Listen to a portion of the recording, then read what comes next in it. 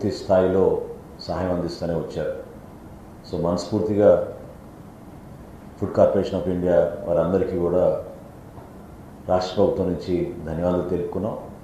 అదేవిధంగా రాబోయే రబీ మాసంలో మరొకసారి ఏ విధంగా రైతాంగానికి ఆదుకునే విధంగా మేము కార్యక్రమాలు చేపట్టాము, ఏ విధంగా రైస్ మిల్లర్స్ తోటి కలిసి ఎక్కడ కూడా రైతాంగానికి నష్టం కలగకుండా, ఇబ్బంది కలగకుండా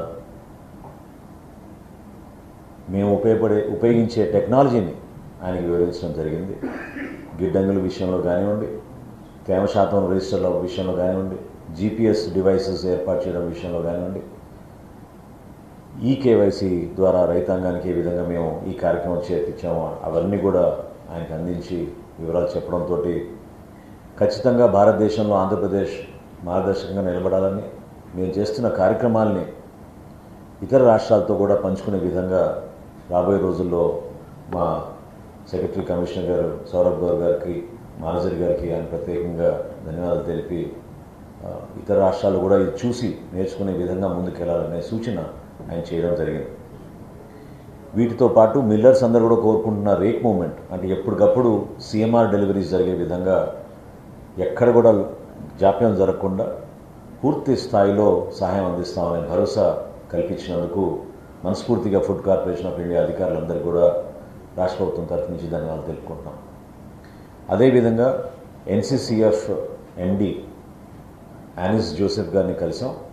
రాబోయే రోజుల్లో గౌరవ ముఖ్యమంత్రి గారు ఏ విధంగా కోరారో రాష్ట్ర వ్యాప్తంగా మేము మిల్లెట్స్, అదేవిధంగా ఒక మార్పు తీసుకొచ్చే విధంగా రాగిని ఎక్కువగా మనం ప్రోత్సహించి ఆరోగ్య సమస్యలు ఎవరికి రాకుండా ఎక్కువ మంది కోరుతున్నారు కాబట్టి బెనిఫిషరీస్ అందరికీ కూడా రాగిను, మిల్లెట్స్, జోవార్ అందించే విధంగా ఒక కార్యక్రమం చేపడదామనే విషయం పైన చర్చించాం.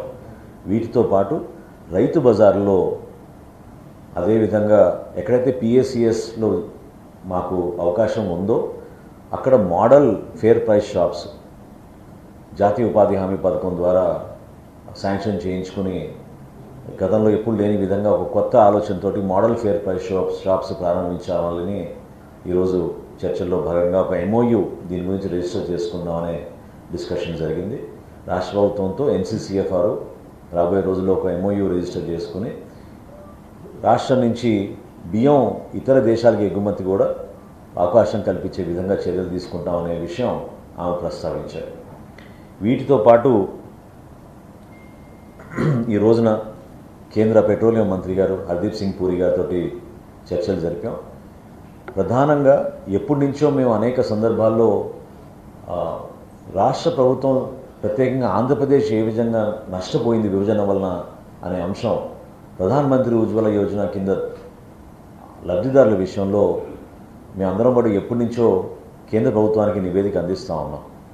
గౌరవ ముఖ్యమంత్రి గారు చంద్రబాబు నాయుడు గారు గతంలో దీపం పథకం ప్రారంభించింది ఆయన భారతదేశంలో మొట్టమొదటిసారి. ఆ రోజున ప్రారంభించిన దీపం పథకంలో ఉన్న లబ్ధిదారుల సంఖ్య చాలా తక్కువగా నమోదవడం రాష్ట్ర విభజన జరిగిన తర్వాత ఆంధ్రప్రదేశ్కి అపార నష్టం జరిగింది. దీని గురించి అనేక సందర్భాల్లో నివేదికలు అందించిన తర్వాత కేంద్రం సానుకూలంగా స్పందించింది.